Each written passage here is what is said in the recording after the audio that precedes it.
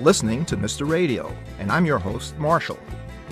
Pitchfork's Paul Thompson describes today's guest as wistful, country-tinged rock, somewhere in the neighborhood of the Grateful Dead's American Beauty, or maybe Neil Young's Old Ways. The band has released several critically acclaimed albums, including 2014's Atlas, which reached number 34 on the U.S. Billboard album chart, and received a Best New Music designation from the tastemaking website Pitchfork. In 2015, Grateful Dead drummer Bill Kreutzmann joined the band on stage at Outside Lands. Best known as the bassist of the American indie rock band Real Estate, with whom he has recorded 4 studio albums, and as the frontman and primary recording artist of the indie rock band Alex Bleeker and the Freaks, I interviewed him about 7 years ago, at which time he explained how the California sound and the internet have helped shape his way in the world of music. Now, 7 years later, it is my honor and pleasure to introduce today's guest, Alex Bleeker. Welcome to the show, Alex. Thanks so much. I can't believe that was 7 years ago we did that original interview. 7 years ago, yes. Time flies. Where does it go? Right. I opened the show with D+. And in an interview with Brooklyn Vegan, you explained, I wrote the lyrics to D+ on January 20th, 2017, Inauguration Day, as I anxiously watched this terrifying political nightmare play out on the streets of America's capital. I wrote this song as a reminder that we're all plugged into a much deeper universal consciousness, one that is graciously indifferent to this seemingly precarious moment. In times of personal stress, it's comforting for me to remember that I am part of an unfathomably large system that will continue to achieve its own balance indefinitely. 3 years have passed. Do you still feel the same? I couldn't have said it better myself, Marshall. But yeah, I do. I feel that way, and I think, it's funny, that thing that you just read to me, that quote, I wrote recently. So the lyrics to the song I wrote on January 20th, 2017, but that little sort of interpretation, pull quote, I wrote recently when the song was finally coming out to see the light of day. Obviously it missed, this precarious moment that we found ourselves in right now. So I think it resonates more than ever, for sure. And how is this precarious moment affecting the way you write and perform?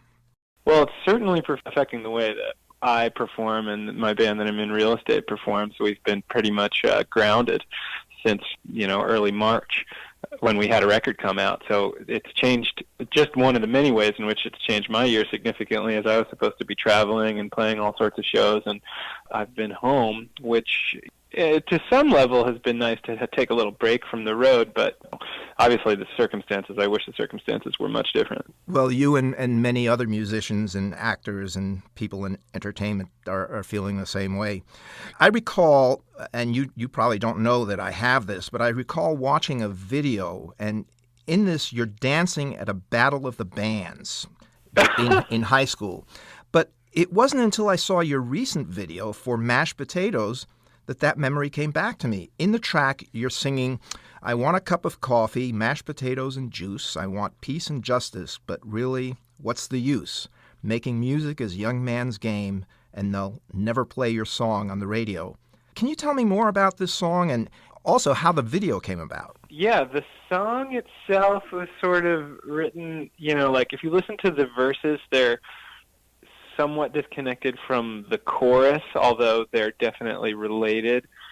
The verses of the song are sort of deal with kind of heavier themes, eradicating a kind of toxic energy in your life, and then kind of also, but then the chorus sort of turns to the simpler pleasures and throwing your hands up in the air and not necessarily being able to solve all the world's problems.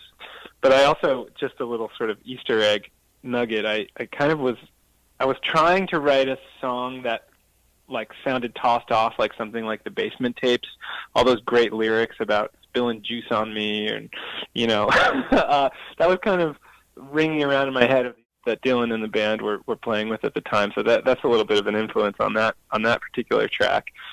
The video was directed and shot by my wife, Leanne Kriz, who's very talented in her own right, and it actually was just kind of came out of me dancing around the kitchen in a sort of joking way, trying to make her laugh. And she was like, I swear, this is good. We should make a music video out of this. People are going to love it. And, lo and behold, she was right. She usually is. How did you get the set up? I mean, you have a bare white wall, which is very effective in contrast to you. Was that wall always like that, or did you have to work around it? As far as I know, as long as I've known it, it's been like that, which isn't very long. It's a storefront in a town that's really close to the one where I live that has been vacant for a couple of years now, and it just so happens to be located next to a friend's art studio. So we kind of put out an APB like, hey, does anybody know where we can find a pristine white room? And fortunately, this is what came back to us. Well, it's very effective as a video, and even more so effective as the lyrics and music go. Why don't we take a listen to Mashed Potatoes? Great.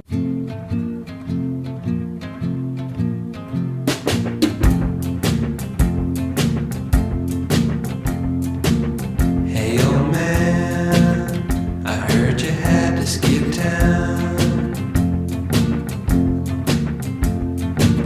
Hey, old man, I heard you had to skip town. You had a 20th century style, but it's the 21st century now, and they sent you packing down that old highway. Well, my friend, that was a long time ago. Well, my friend, that was a long time ago. It was a public masquerade. It was a media tirade. But no regrets means no love lost, I'm afraid. I want a cup of coffee, mashed potatoes and juice.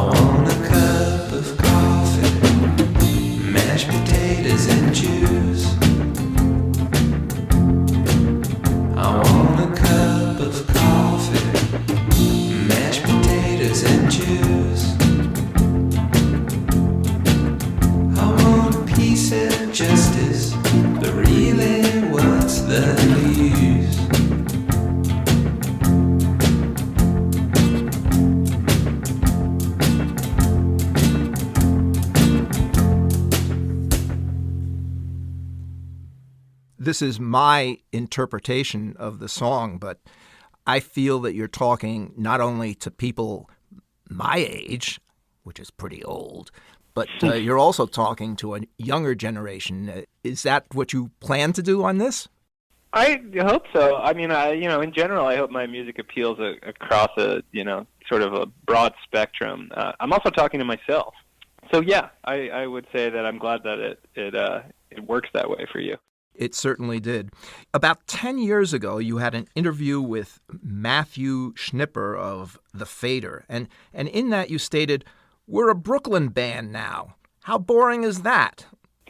But your album, Country Agenda, was the result of spending, I believe, 8 days working on it at Panoramic Studios, which is situated along the coast in Stinson Beach, California, about an hour north of San Francisco and very far from Brooklyn. Why did you choose to record there, and are you still a Brooklyn band?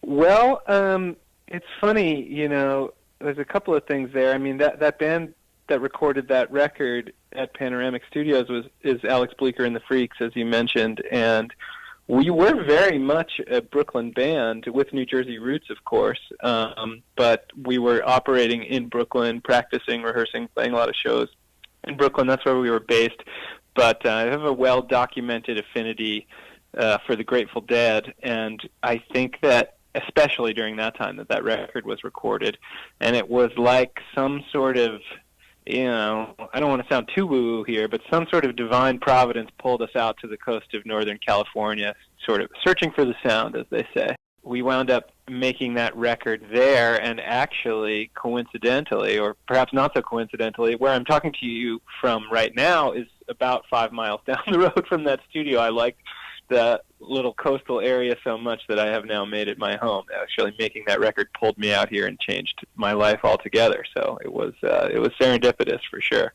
Is Panoramic Studios, is that a unique studio? Is it different from other studios you've recorded in? It is an incredible studio. I think it's probably my favorite recording studio that I've ever worked in and really ever seen. It just sits on this mountainside above the Pacific Ocean with these big, floor-to-ceiling windows that look out on the ocean, and it's like really, if you imagine like the Rolling Stones recording in the south of France or something, it really feels like that. It's like being in a recording studio chateau, but for a fraction of what I imagine the price of that would have been. It's really kind of a diamond in the rough. It's kind of accessible to a lot of different musicians, which is, I know the guy John who runs it, and it's a real tip of the hat to him that he's made this incredible place accessible to all kinds of people. Well, why don't we take a listen to a track from Country Agenda, and it's titled Downright Stinson, and this is by Alex Bleeker and the Freaks.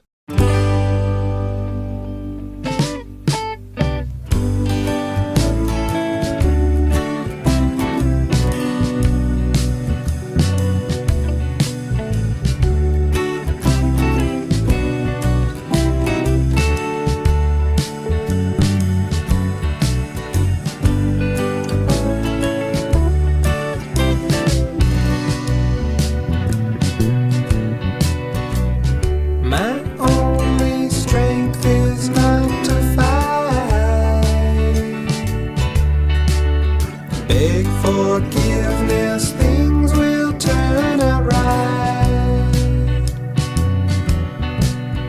No red roses ever picked themselves. I'd be remiss to wish you well.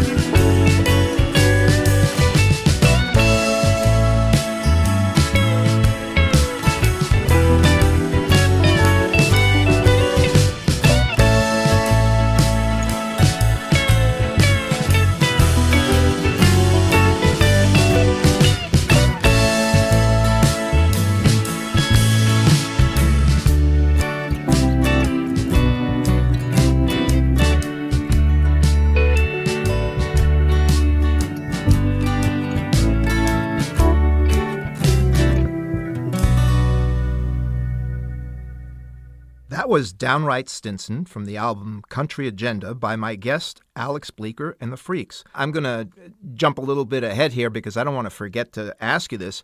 I'm sure that our listeners, having heard these tracks, would like to know how to get them. So what's the best way for someone listening to obtain some of your music? All of this music that you're hearing right now, and actually all of my music and all the music we've mentioned, is available on all of the, modern streaming platforms, Spotify, Apple Music, things like that.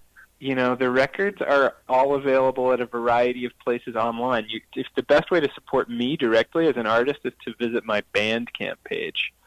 If you just type in, I think it's just Alex Bleeker and the Freaks.bandcamp.com. This is how good I am at marketing my music, because I don't even know where it's for sale. But a quick Google search will find you everywhere you can buy it physically. So your original bandmates, as well as you, have produced solo albums. Does this mean that you have parted ways, or are you still close? The original lineup of the band Real Estate has gone through some lineup changes, but for the most part, we're still there, and we're still close, and making solo records means, it doesn't mean that we're not committed to the band Real Estate, which is very much active and thriving. It just kind of gives us an outlet to go and explore different territory and do things in a way that we want to do, and then come back to Real Estate having that other outlet, which I think is really helpful. The term solo, I'm not quite sure I understand it. Does that mean that it's just you, or do you have a session musicians? How does that work?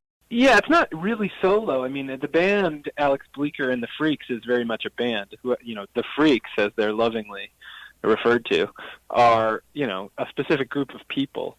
This record that, with the first two tracks in March is just Alex Bleeker, so that's more of a solo endeavor.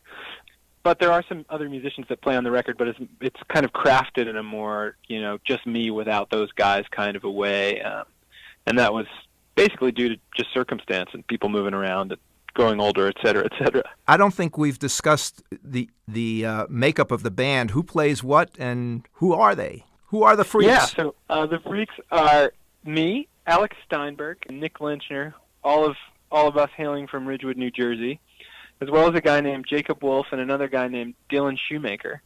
The band makeup is 2 guitars, bass, drums, and a keyboard. I'd like to talk about Animal Tracks. And the music critic David Bevan wrote, on Animal Tracks, a blistering cover of a song by Vermont's Mountain Man, the Freaks sing in unison of sipping Barks root beer and hanging out on a set of back stairs. It quickly recalls Real Estate's Suburban Beverage, a song mostly easily identified by the chant, Budweiser, Sprite, do you feel all right? The drink may be different, but the buzz comes from the very same place. I'd like to play Animal Tracks. Would you like to introduce it for our listeners?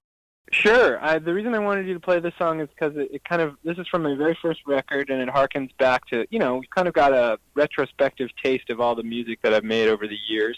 And as that quote said, this is a cover song, although a very different version, more folky tune written by my friends in the band Mountain Man. This song has become somewhat of a staple of our live performance. I think you'll probably hear why after hearing a little bit of it now. Okay, let's listen to Animal Tracks.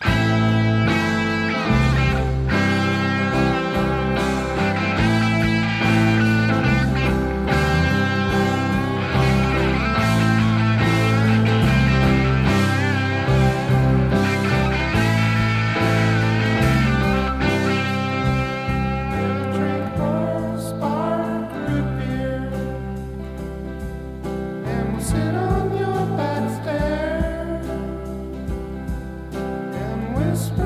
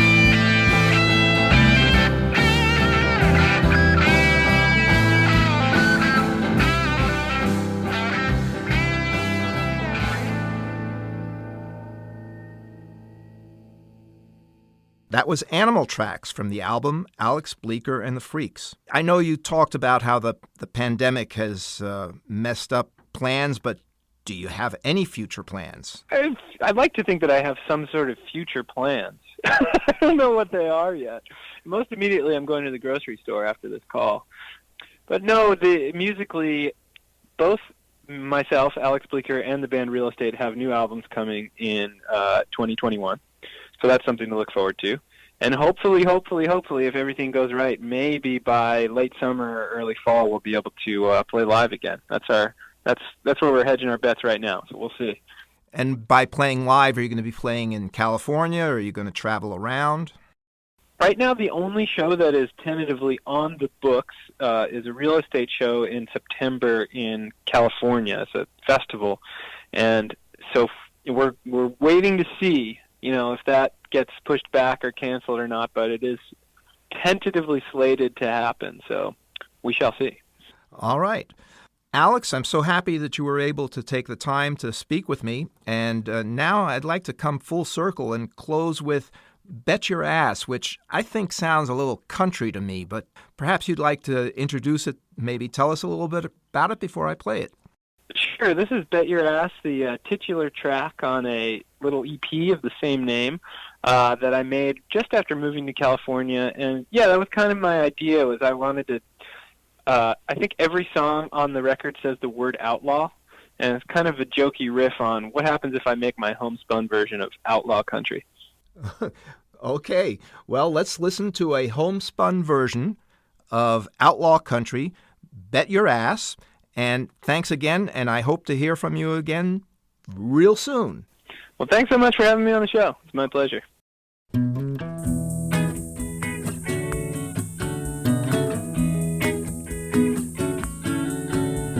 You've been listening to Mr. Radio, and I'm your host, Marshall. Be sure to tune in next week for another episode of Mr. Radio. Bet your ass I'm an outlaw, honey. You best believe I'm no joke. But you could learn a thing or two from these simple city folk. Schoolboy Billy ain't afraid of much, but he's afraid to go downtown. He's got redneck fever and you better get a heater, lest you're passing the whiskey around. But I know things get hard sometimes, and there's always an ebb before the flow. So take some time off work. What's your money really worth if you're not here ready to roll?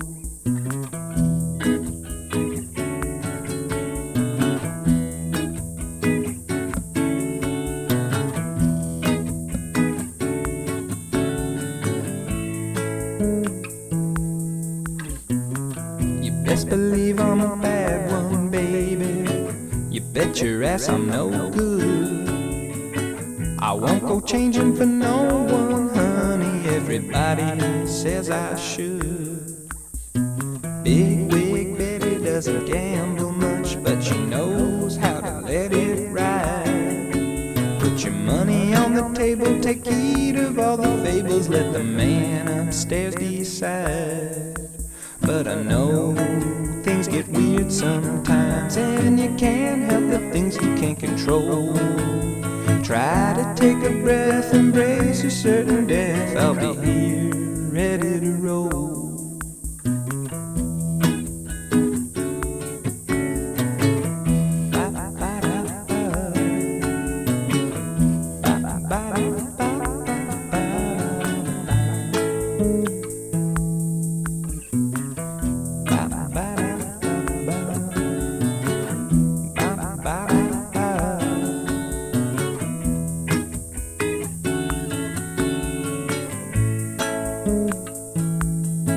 But I know things get weird sometimes, and you can't help the things you can't control. Take some time off work. What's your money really worth if you're not here